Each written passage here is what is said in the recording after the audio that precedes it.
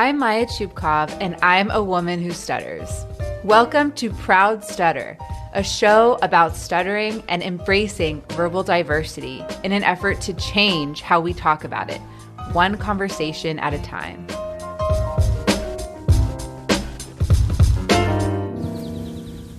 I just got to the bus stop here at Laguna and McAllister, just a few blocks away from the apartment. I'm gonna head on the bus. Hello, good, how are you? It's so good to meet you. I know, so good to meet you. This is Dustin Wells. As you can probably hear, he is a bus driver in San Francisco where we both live. We met along his bus route, which takes you all the way to the ocean. So I'm going to try to go all the way to the end, though, okay? Okay, yeah. I'm actually meeting my dog at the beach. So Your dog? Yeah. Dustin is a person who stutters and lives with his family and two dogs in Bayview Hunters Point, a neighborhood on the eastern side of the city. Alamo Square, this is a stop for Alamo Square. Alamo Square, this is a stop for Alamo Square. When I asked him about his stutter, this is one of the first things he told me. I psychologically have never identified with being a stutterer, even though it's like one of the most defining things about me. And it shaped me. It shaped my whole life. And I never really owned up or admitted to being a stutterer because I naively believe that every day when I wake up, I'm not going to stutter anymore. But it hasn't happened, so the odds of it happening are slim. He also mentioned something that I think we all as stutterers can relate to. Since listening to your podcast, I'm either stuttering more or I'm just more aware of it, but I definitely notice it a lot now. And for the very first time in my life, I'm not trying to hide it, and I'm not trying to not stutter, and I like it a lot more than I had been living for the last 52 years, where I would avoid like certain social situations, like I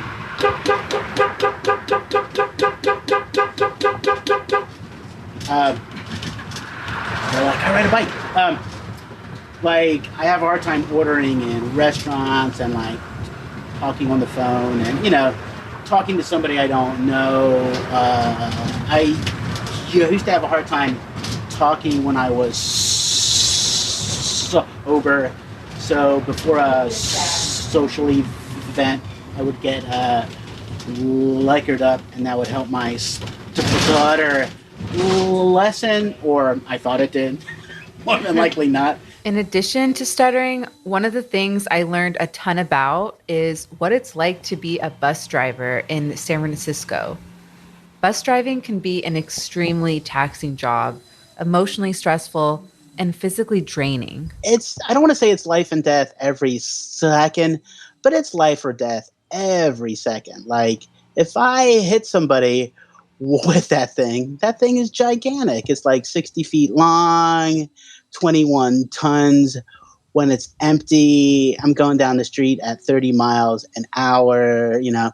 People are like jumping out all the time, kids and elderly folks. And I drove in Chinatown for years where they would jump in for a hundred of you to stop you and stuff. It was outrageous. You wouldn't believe how many times a day, and it doesn't just happen to me, but people who ride the bus see that the bus is about to leave the stop and they'd like to get on it so they're not at the stop, and they jump in front of you to stop you.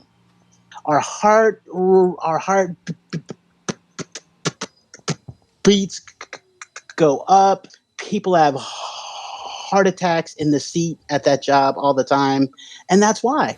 Despite these factors, Dusty finds a way to ensure that he stays healthy on the job. He bikes to and from work, and every morning he meditates. Dusty loves his job and the connection he feels to San Francisco while driving through all of its neighborhoods. He also is able to bond with the other bus operators in very interesting ways. Yeah, I feel like part of the whole San Francisco machine. Like, I feel like I helped San Francisco run. Like, when I started this job, I started with a lot of folks that couldn't speak English hardly at all. So for like a year on the job, like, they didn't say anything at all. And a lot of my friends now are operators that are Chinese, and they're Chinese immigrants. And even though they were here since they were like 12 and 13 years old and stuff, they don't feel comfortable with their Chinese accents, right? Mm-hmm. So they try not to talk, which is a funny thing, I feel. And he wasn't going to let me get off the bus without using the intercom and saying one of the stops over the mic. Transfer to the 29 Bayview and Baker Beach. Transfer to 29 Bayview and Baker Beach. You too can drive a bus. I had a great ride with Dustin on his route. Stay tuned to hear more from Dustin Wells. Joining me for this special sit-down interview with Dustin is Christin Evans, owner of my favorite independent bookstore in San Francisco, the Booksmith. Dusty tells us some funny psychic stories, and we get real about some of the most emotional parts of having a stutter. It's all coming up next. Proud Stutter is 100% listener funded, and I couldn't do the show without the support of all of our listeners. Shout out to our newest monthly donor, Wayne Engebrenson. If you want to hear your name on an episode of Proud Stutter, all you have to do is donate by going to proudstutter.com and making a monthly contribution. Welcome back. I'm here again with Dustin Wells. This time, we are not on the bus. Joining us is Christin Evans, our rotating co-host for today. Christin is a fellow San Franciscan. She lives in the Upper Haight, not too far from Booksmith. Welcome, Dustin and Christin, to Proud Stutter. Thank you. I'm so excited to be here. Hello. So, Dustin, let's kick it off with you. Can you tell us more about you and your stutter? I stuttered since I began to talk, which I guess is about 2.5 or so. I had a fall around that age, and I had a traumatic brain injury, and the origin story my family told of my speech was always tied to that, to the fall. But I learned later on in life that my grandfather stuttered, and he solved it by not talking. He drank beer in the coal shed in the dark pretty much all day, and not all the time, but anytime there was something social going on, he'd hide. And it turns out I have a 15-year-old daughter, and she has a stutter also. So if I were to pick an origin story now, I would probably go with it's genetic. Yeah, it seems like that's the case definitely in your case, and I know that there has been studies showing that genetics is tied. I never knew my grandpa had a stutter until I started the podcast, and my mom said that me and my grandpa used to actually talk about stuttering, but I don't remember that at all. So maybe it's just a suppressed memory or something. I don't know. But I think it's interesting that we both have had grandfathers that stuttered as well. Well, you know what's really interesting about the memory thing is that in my life, stuttering has been so horrible every time I tried to talk that I don't have a lot of like really distinct memories of stuttering. Like, I know that after I would talk, like I would feel this horrible shame, and it was so horrible that I immediately uh, blacked it out. I think so. When I look back over my life, I can only recall stuttering maybe 6 times, but I stutter every time I talk. So it's interesting that we have a selective memory around it. Is there a consistent thread about what unites those memories Oh, for you? yeah. Like one time in school, I think it was in eighth grade, I had to stand up and say, the path the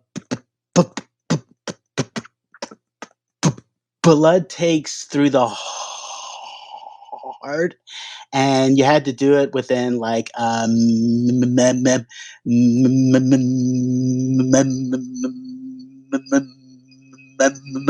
minute. And I stood up and I could not say it at all. And and then when I was a senior in college, I was taking a Shakespeare seminar, and I knew the answer, and I was the only one that knew the answer. And I was a straight A English major, and I was just so excited to be like, oh, I know this answer. And I raised my hand and I was going to talk, and I just couldn't say a thing, like not a single thing. And the memories all seem to go along those lines where I had to say something and I was excited to say something, and then I was not able to say it at all. So that's it, I think. I still have anxiety dreams about school. Don't we all? I think I was going to say I think a lot of us do. Oh yeah, no, like I think it's funny that I'm older now. Like I don't think stuttering is it's unique. It's a unique form of like the daily challenge or daily horror. But I know folks that have like social anxiety, and they're as old as I am, and like they have to go to school, or they have to go to therapy, and they're trying to learn how to not feel the same things I feel, like just saying hi and trying to talk to folks that they don't know, and trying to be social.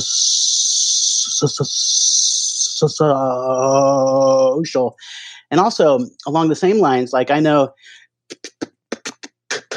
people that don't like to talk because they don't like their accent, or they feel like they're not part of the society because of their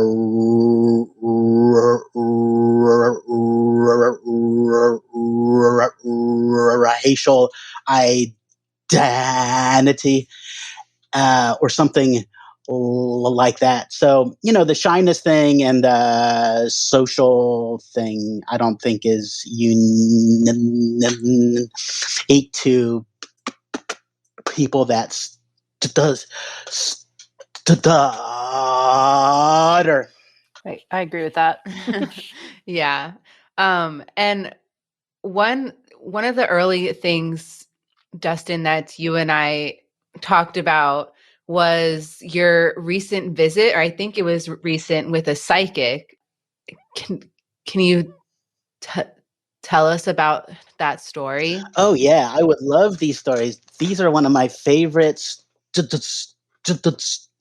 stories, though.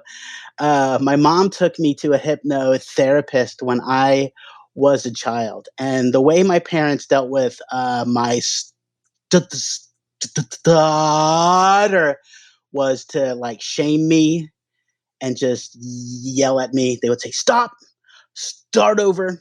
Or they would say this thing we all hate to hear: think about what you're going to say and then say it. I'm like, okay, that's pretty much what everybody does. But okay. But my mom and dad's main goal was that my stutter was not attached to anything that they had done. You know what I mean? So they were just looking for like absolution. So when I was in sixth grade, my mom took me to a hypnotherapist, and the hypnotherapist put me under. And we were studying the Civil War in school, and I knew a lot of facts about it then. And like, I was like, "Oh, I was a Civil War soldier for the Union, go blue!" Right? And I had died, and I named the battlefield where I died because we had learned about it in school and everything. I think my mom was in the room at the time, and I think I like really hammed it up too. I was like crying, and I was having my uh, death scene, like, "Oh, I'm shot in the heart." And so when we came out of that hypnotherapy session, my mom was happy because she was like, "Aha, you stutter not because I let you fall as a toddler," which she totally did. Had this horrible accident when she should have had her eyes on me. But that's not why you have a hard time talking. You have a hard time talking because you died in the Civil War. And I was like, okay. And we just accepted that for like years, right? And then when I tried to say, as an adult, I was like, "Hey, mom and dad, you know what? In sixth grade, we were studying about the war in school, and I had all these facts, and I just totally made that all up." And they were like, "No, you died in the Civil War, and that's what it is." Oh my Yeah. gosh. And then I have a story after that. Wow. When I came to when I came to San Francisco, somebody took me to Psychic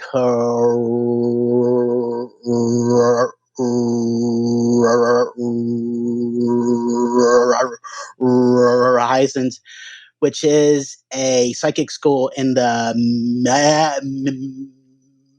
Mission here. And I was having a psychic reading done, and you're allowed to ask three things. And I think I was about 32, 33 at the time. And I was trying speech therapy again, and it was not going well at all. And I was like, hey, psychics, what's going on with my stuttering? And the psychics read my aura and stuff. And they told me, one of the psychics said that I was a judge in the Salem witch trials.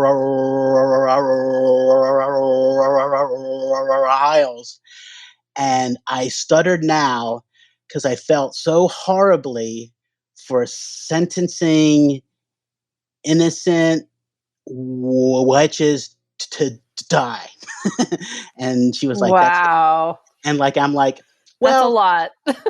well, you know what? You know what though? I was like, I was just like, wow, that's the most outrageous thing I've ever heard. But you know what though? Anyway, that being said, I'm still a psychic fan though. You know what I mean? I like all that. It's a way for self-reflection, right? And It yeah. is. So I self-reflected that I more than likely was not the judge at the Salem witch trials. No harm done. I am so excited to be airing this episode during SF Transit Month, which happens every September. Proud Stutter is proud to be putting on an in-person event at Booksmith called Stuttering Stories Across San Francisco, featuring none other than Dustin Wells. It is on September 27th at 7 p.m. More details at proudstutter.com/events. So, Dustin, I'm wondering, is there a moment you can describe or an experience that shaped your stuttering journey? Yes. I started to be really happy and really comfortable with my stutter and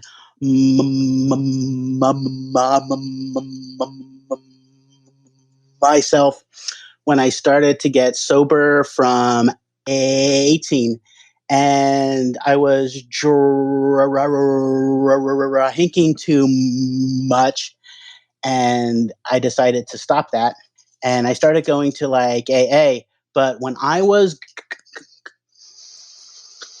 going to like AA, it was really an eye opener for me because the people there weren't talking about being drunks like I thought. Like I thought they'd be like, oh, I drank this and I did this and that was dumb, blah, blah, blah. But they were talking about just feeling uncomfortable. That was the main thing. So they were talking about being uncomfortable with themselves, and they were talking about being uncomfortable in social things, and they were just talking about not having a lot of like self-esteem. So they used alcohol to help themselves adjust how they felt about themselves. And I was doing that with alcohol for years. Like, if I drank, I found out that my stutter would lessen, or I thought it did. And then I'd be able to hide it. And I could do that. And they were talking about the same thing, too. Like, they were talking about they would feel uneasy, in a social situation or like at their job or just pretty much anywhere. So they would use something to help themselves have self-esteem or change the way that they felt. And so when I started to get sober, I started to learn how to just accept feeling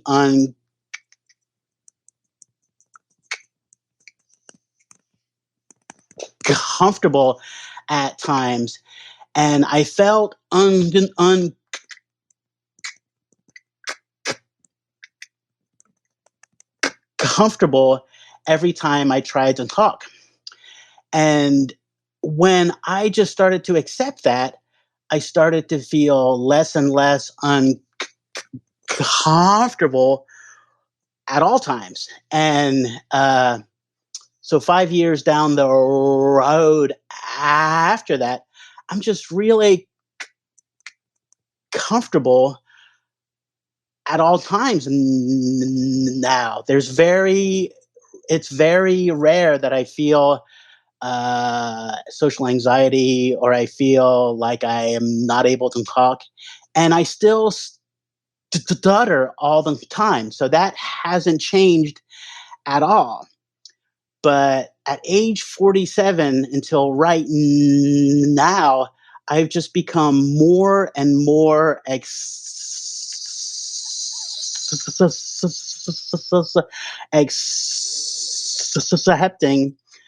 of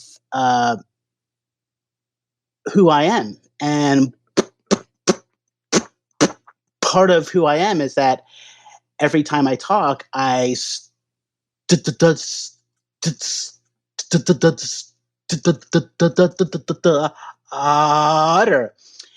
And yet at the same time, I have no anxiety about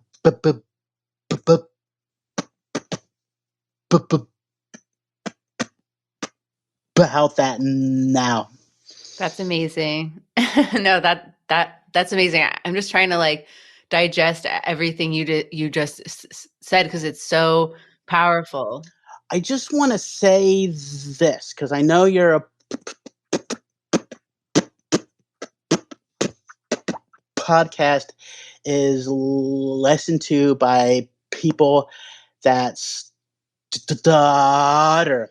And I would just like to say to them, like, when you stutter, sometimes we get low self esteem.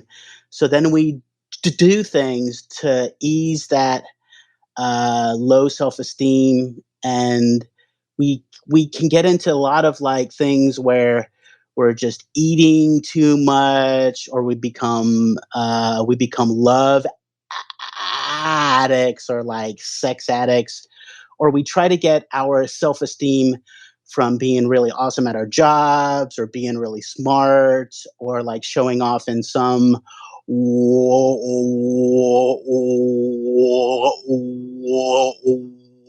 way.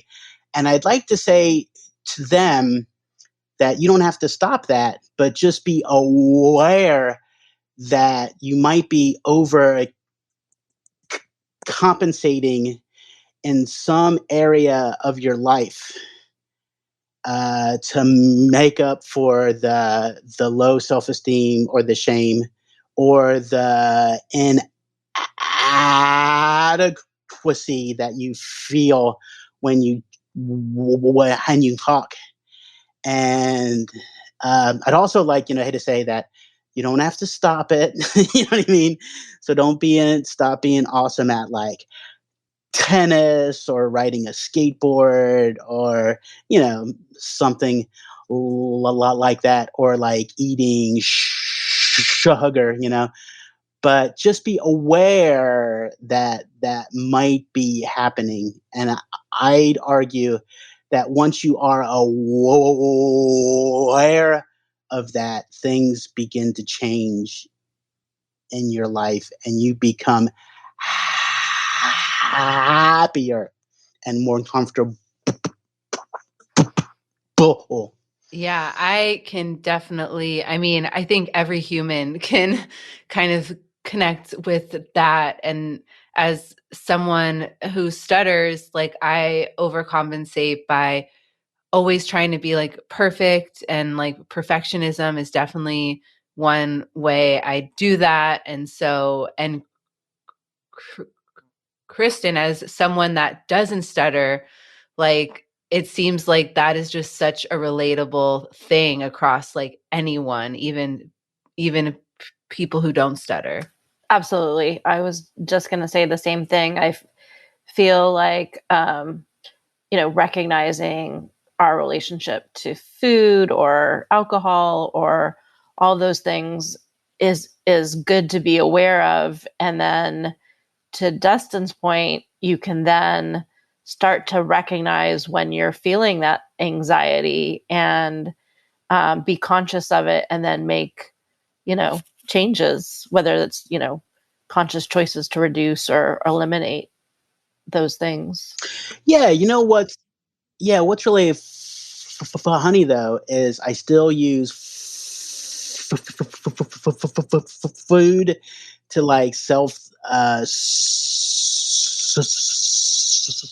soothe, and I don't feel bad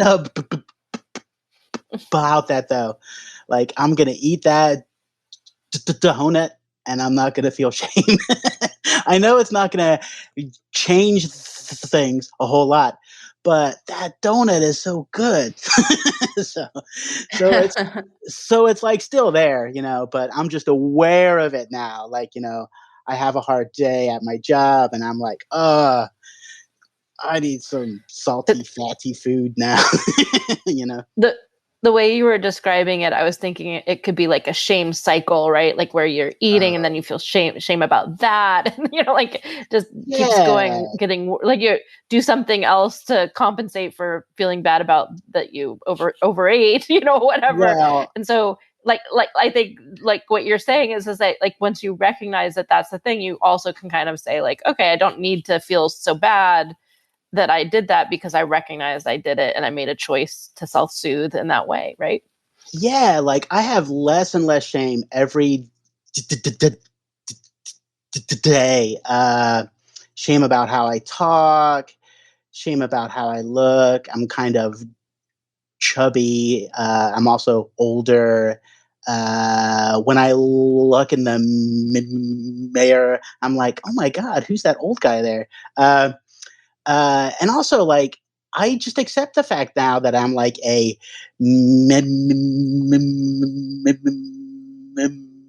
mediocre father. I'm a crappy husband. I just accept these things and I'm just happier. I'm not really fantastic at my job, so I'm not really good I disagree at with that. anything. I'm not really good at anything. And the realization of this is that I'm the happiest man alive because I just accept it now, and it's odd to be mediocre. And I've lost that need to excel. That's it. I think at age 52, I've lost the need to overcompensate, and it's just made me feel happy. Yeah, I think that's very powerful, and like just seeing you in your element on the bus, I just felt that lightness to you. And it was just it made me look at things differently, because it's like you can do something as simple as riding a bus every day, but then you have this like shift in perspective, and now I'm like never gonna ride the bus the same way again. Something I wanted to share with you really quickly before we get back into the episode. Proud Stutter is partnering with Facetronomy on a campaign called Stuttertober. Every Tuesday and Thursday in October, we will be lifting up a story from a person who stutters. From rappers to bus drivers like our very own Dustin Wells. You can also sign up to access exclusive pre-release Proud Stutter bonus episodes. Also, we'll be giving away raffle prizes, including stuttering-themed posters, artwork, and more in honor of Stuttering Awareness Month. More details on all of this in our show notes and on proudstutter.com. Let's join together to spread awareness around stuttering during the month of October. Looking forward to you joining. Now, let's get back to the episode. So, Dustin, I want to switch gears just a little bit because there's something that I've been thinking about, and that's the different ways different disabilities intersect with stuttering. Like, for example, we have a listener who has Asperger's and has a stutter. My cousin has Asperger's, but he doesn't really have a stutter. So they don't always go hand in hand, but there are a lot of intersections I'm seeing. And for me personally, I do identify with the neurodiversity community because what I want to say doesn't always come out the same exact way, or it doesn't always go to plan. And I think it's just the way my brain works, and that there's a miscommunication between my speech and my brain. And so, yeah, I was just wondering, Dustin, if you have thought about the same thing. Well, first of all, when somebody else has a speech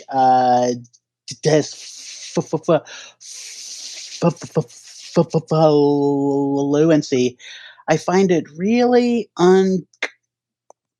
uncomfortable for me. I don't know why that is. I just don't. It makes me feel really uneasy.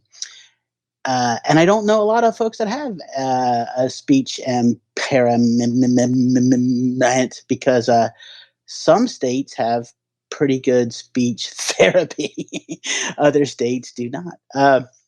Uh, but what happens in my life a lot is a lot of people who don't speak English very well. I seem to talk to them a lot. And a lot of guys at my job are just learning English because they're from China or Vietnam or from Iraq or Yemen or Sudan. And when you drive a bus, you don't have to socialize, but it just makes the job easier, though. And when I find these guys, I'll be like, oh man, that run was so hard. This was going on, or that's going on. And once they find out that I have a hard time talking sometimes, they just feel really comfortable with their foreign accents. And so we kind of seek each other out, I think. And these people were really shy and they kept to themselves and stuff. But now when they see me, they like rush over and they want to tell me about the horrible things that are going on their lines. And I'm just like, yeah, man, I hear you. And they're just learning English sometimes, or they just have a really deep thick accent. So it's hard. And I'm just like, man, you can take all the time you like to tell me how horrible it is out there. And oh, we can tell stories all day long, like people smoking crack on the bus, people writing graffiti on the bus as you're going down the street, like you get done and there's this giant tag that's on the side of you, and you're like, I was driving the whole time, how did that happen? Just story after story. I do want to, if there's any last minute thoughts, and then we can wrap it up. I was just going to say thank you for sharing your stories today. I loved hearing Dustin's stories about the psychics. and now I'm also having greater appreciation for Muni drivers too. So thank you. It's a really fun, challenging, hard job. I just want to say, Christin, thanks for your store. We actually shop there. I've shopped there many times. I like the hand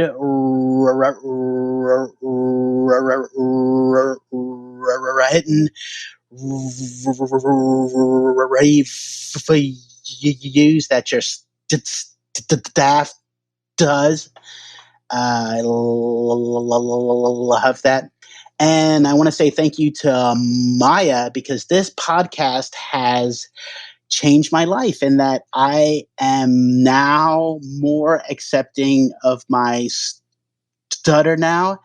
And at the age of 52, I am no longer trying to hide it or trying to disguise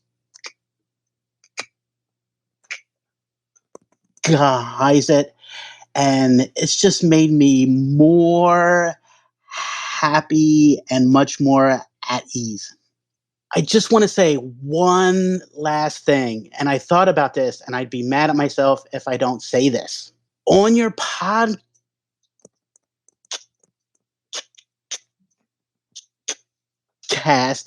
you have so many great examples of people who are successful. Like they work at Facebook, or they're great musicians, or they're renowned comedians. I love that. I really do. But I don't want the people who stutter to feel left out. Like, you know what I mean? Like, you don't have to be super successful and be like, I'm super successful and I stutter. You can be like me and not be successful and stutter too. And it's still okay. Like, I don't want to call us losers, but there's room out there for like folks that don't have like these amazing, fantastic jobs. Like, you can have a job as a cashier, and stutter, and you're good. You're fine. I was going to say, I find that people that work like everyday jobs often succeed much more in their personal lives than people that have overachieving jobs, because, in the end, when you look back in your 60s and your 70s and say, like, what was really important, I think a lot of people express regrets about, not making time for family and those personal relationships. And so it's a different kind of success, I think. That wraps it up. Thank you so much, both of you, again. It's been so fun, and we'll see all of our listeners in our next episode of Proud Stutter. And that's it for this episode of Proud Stutter. This episode of Proud Stutter was produced and edited by me, Maya Chupkov. Our music was composed by Augusto Deniz, and our artwork by Mara Ezekiel and Noah Chupkov. If you have an idea or want to be part of a future episode, visit us at www.proudstutter.com. And if you like the show, you can leave us a review wherever you are listening to this podcast. Want to leave us a voicemail? Check out our show notes for the number to call in. More importantly, tell your friends to listen too. Until we meet again, thanks for listening. Be proud and be you.